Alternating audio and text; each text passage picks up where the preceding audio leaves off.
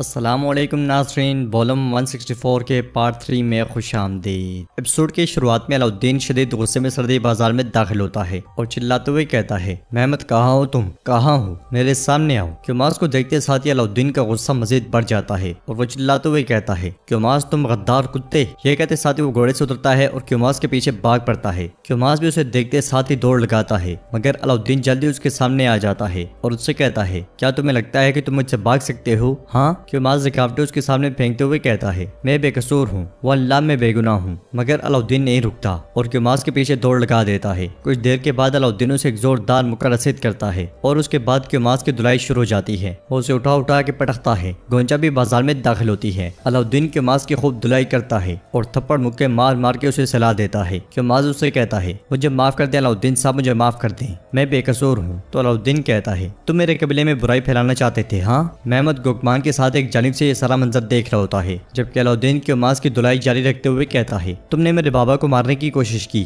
तुमने काफरों के साथ काम किया, खड़े हो जाओ, तुम मुझे सब कुछ बताओगे। ये कहते साथ ही उसे मारता ही चला जाता है। ये मंजर देखकर मेहमद को बहुत गुस्सा आता है और वो गोकमान से कहता है, अब यहाँ से जाने का वक्त आ गया है गोकमान, घोड़े तैयार करो। ये सुनते साथ ही गोकमान चला जाता है। अलाउद्दीन क्योमास को दबोचते हुए कहता है, बोलो मेहमद कहाँ है, तुम्हारा पट्टा पकड़ने वाला कहाँ है? मगर क्योमास कहता है, मुझे नहीं मालूम। ये सुनते साथ ही अलाउद्दीन फिर से उसकी धुलाई शुरू कर देता है और कहता है, मुझे बताओ तुम्हें वो मकतूब किसने दिया, तुम्हें किसने हुक्म दिया, मुझे बताओ, वरना मैं तुम्हें यही मार डालूंगा। ये सुनते साथ ही क्योमास बोल पड़ता है, मैंने सिर्फ हुक्म की तामील की, मेहमद साहब ने मुझे मकतूब दिया था और मैं उसे कुस्तानतीन के पास ले गया, मेरा और कोई कसूर नहीं है। ये सुनते साथ ही गोंचा बहुत गमगीन हो जाती है। ये तुम्हारी पहली गलती नहीं है, तुमने हमें दोबारा धोखा दिया। क्योमास खंजर निकाल कर हमला करने की कोशिश करता है तो अलाउद्दीन उसे एक जोरदार थप्पड़ रसीद करता है। फिर खड़े होकर सिपाहियों से कहता है, ले जाओ इसे, मेरे पास अब भी इससे हिसाब लेने के लिए बहुत कुछ है। ये सुनते साथ ही सिपाही क्योमास को ले जाते हैं और अलाउद्दीन गोंचा से पूछता है, तुम यहाँ क्यों आए हो गोंचा? गोंचा के कुछ कहने से पहले ही हसन भागता भागता आता है और कहता है, शहजादे शहजादे, मेहमद साहब भाग रहे हैं। यह सुनते साथ ही अलाउद्दीन की नजर मेहमद पर जाती है जो चौका पहने बाजार से जा रहा होता है। ये देखकर अलाउद्दीन चिल्लाते हुए कहता है, मेहमद रुक जाओ मेहमद। मेहमद और गोकमान के रास्ते में जो भी कई सिपाही आता है वो उसे रोक कर आगे बढ़ जाते हैं। अलाउद्दीन जैसे ही आगे बढ़ता है तो गोंचा उसे रोक देती है। तो अलाउद्दीन कहता है, मेरे बाबा मेरा भाई होलोफेरा, इसने उन सबको मारने की कोशिश की, ये इसका हिसाब देगा गोंचा।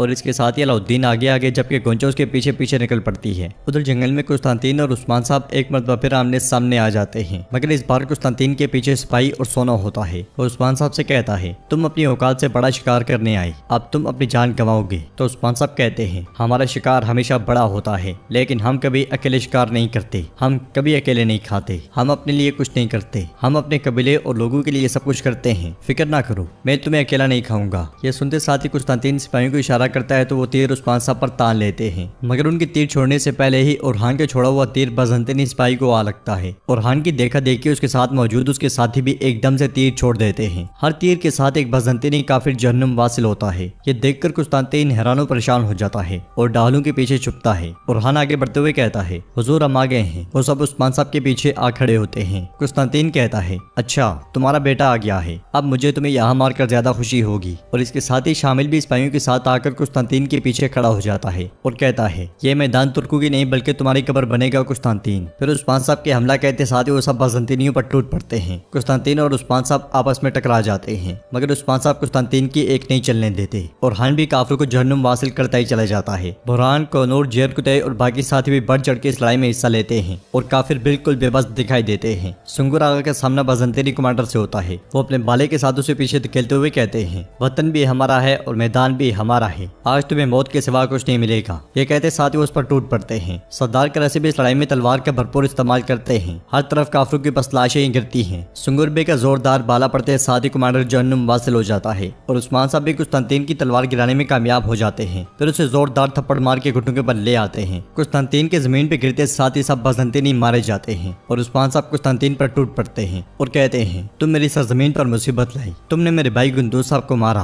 तुमने मेरे जंगजू को मारा, इन जमीनों पर इंसाफ मेरे परचम तले है, मैं वही हूँ जो इंसाफ का तहफ़्फ़ुज़ करता है। ये जंगजू जिन्हें आज तुम यहाँ देख रहे हो, ये इंसाफ के उसूल के लिए पूरी दुनिया से लड़ते हैं और तुम इतने अरसे से मेरी तलवार से मरने का इंतजार कर रहे हो, तुम्हारा वक्त आ गया है। कुस्तानतीन जैसे ही जहरीली अंगूठी खोलता है तो सुंगुर आगा उसके हाथ पर जोरदार वार करते हैं और कहते हैं, तुम खुदकुशी भी नहीं कर सकते कुत्ते। तलवार से उस्मान साहब उसे सीधा करते हुए कहते हैं, तुम्हें मैं ही मारूंगा, लेकिन जब तुम जहन्नुम में जाओगे तो अपने ग्रोह को बताओगे कि तुम लोग अभी तक उस्मान साहब को शिकस्त नहीं दे सके। ये कहते साथ ही उस्मान साहब कुस्तानतीन का गला काट डालते हैं और कुस्तानतीन उस्मान साहब को देखता देखता अपने अंजाम को जा पहुंचता है। फिर उस्मान साहब गहरी सांस लेते हैं और कहते हैं हमने अपने भाइयों का इंतकाम ले लिया, हमने अपना वादा पूरा कर दिया, अल्हम्दुलिल्लाह। अब सब लोग माले गनीमत से राजी होंगे। ये सुनते साथ ही जरकुतै एकदम से सोने के पास जा पहुंचता है और सोने को देखते हुए बहुत खुश होता है। उस्मान साहब कहते हैं यह सोना हमारी रियासत और हमारे कबीले को खुशहाल बनाएगा। यह सोना बोरसा के लोगों से जबरदस्ती छीन लिया गया था, हम उनको जुल्म से बचाने के लिए ये सोना इस्तेमाल करेंगे। फिर ओरहान कहता है किसी ने गंदा खेल खेल कर होलोफेरा का राज फाश कर दिया है और इल्जाम एल्चम खातून पर लगा दिया है। जवाबन उस्मान साहब कहते हैं एल्चम ऐसा कुछ नहीं कर सकती, अब इस कुत्ते के मरने के बाद होलोफेरा आराम से रहेगी। ओरहान कहता है अगर आप मुझे इजाजत दे तो मैं बोरसा जाकर होलोफेरा को ले आऊँ, वो वहाँ महफूज नहीं है। तो उस्मान साहब कहते हैं ठीक है, लेकिन इसलिए लापरवाह ना हो जाना कि हमने इस कुत्ते का सर काट दिया है। फिर उस्मान साहब सुंगुरबे से कहते हैं हमसे पहले कबीले जाओ, हम सोना लेकर आएंगे, जंगजू से कहो कि रास्ता महफूज बनाए। ये सुनते साथ ही सुंगुरबे चल पड़ते हैं। फिर उस्मान साहब शामिल से गले मिलते हैं और कहते हैं तुमने और तुम्हारे जंगजू ने बहुत अच्छा काम किया है, तुमने अपनी काबिलियत का सबूत दिया,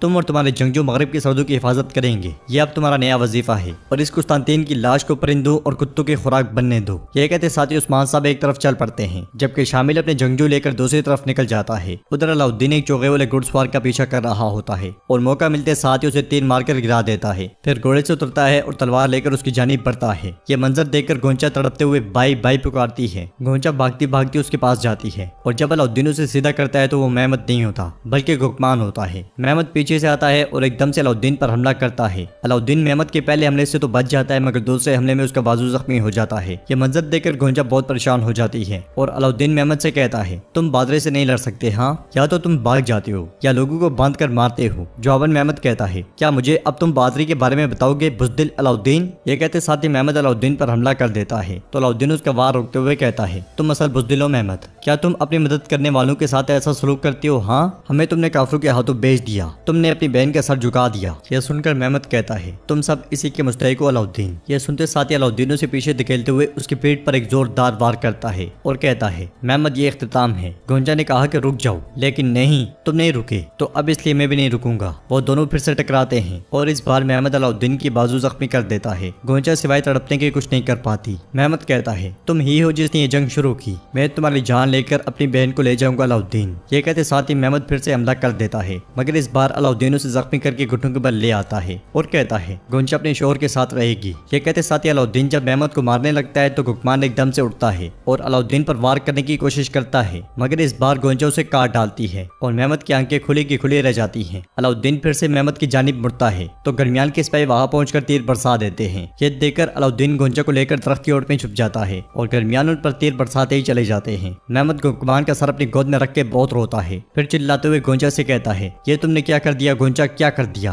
तो नाज़रीन इसके साथ ही एपिसोड भी इख्तिताम पज़ीर होती है। अगर आपको वीडियो पसंद आए तो वीडियो को लाइक करें, चैनल को सब्सक्राइब करें और बेल आइकन पर लाजमी से क्लिक करें।